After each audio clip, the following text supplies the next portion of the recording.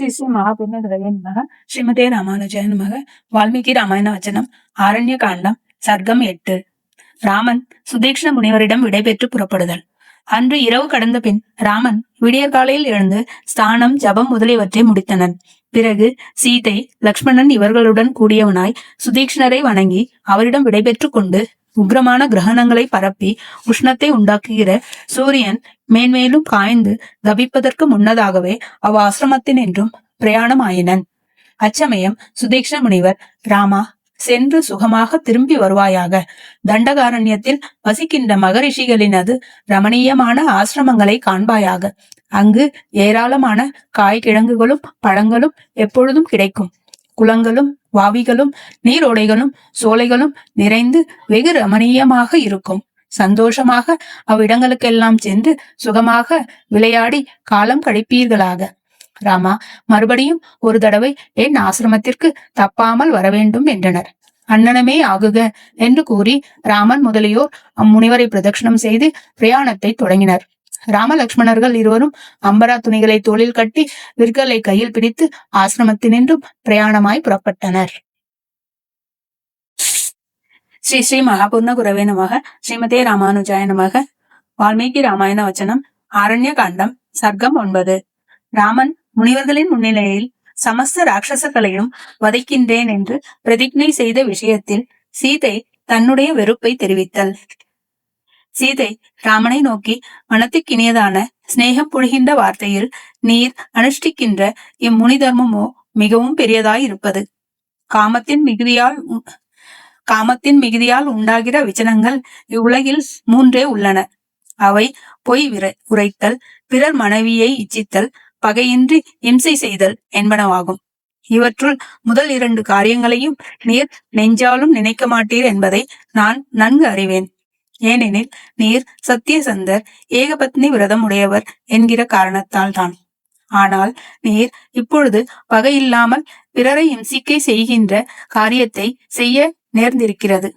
நீர் ரிஷிகளை ரட்சிக்கும் பொருட்டு ராட்சதர்கள் எல்லாரையும் கொன்று விடுவதாக பிரதிஜ்ஞை செய்திருக்கின்றீர். ரிஷிகளின் வேண்டுகோளை பற்றியே அன்றி தனக்குத்தானாகவே இதன் பொருட்டு தம்பியுடன் வில்லையும் பானங்களையும் தரித்து தண்டகம் என்னும் இப்பெருங்காட்டிற்கு வந்தீர் போலும். மகாவீரரே, நீர் இதற்காக இவ்விடம் வந்ததை பற்றி எனக்கு சிறிதும் இஷ்டமில்லை. அக்னியின் அருகில் கட்டைகள் இருக்குமாயின் அதன் தேஜஸின் வலிவு மேன்மேலும் வளர்ந்து வரும். அதுபோல சத்திரியர்களின் சமீபத்தில் வில் இருக்குமாயின் அவர்களுடைய தேஜோபலம் மிகவும் விருத்தியாகும். இதற்கு ஒரு கதை சொல்லுகிறேன் கேளும்.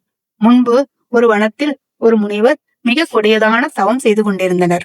தேவராஜன் அவரது தவத்தை கெடுக்க விரும்பி ஓர் போர் வீரனை போல் வேடம் பூண்டு அவரிடம் சென்று தான் கொண்டு வந்த மிக கூர்மையானதொரு கத்தியை காப்பாற்றி கொடுக்கும்படி அவரிடம் கொடுத்து விட்டு போயினன்.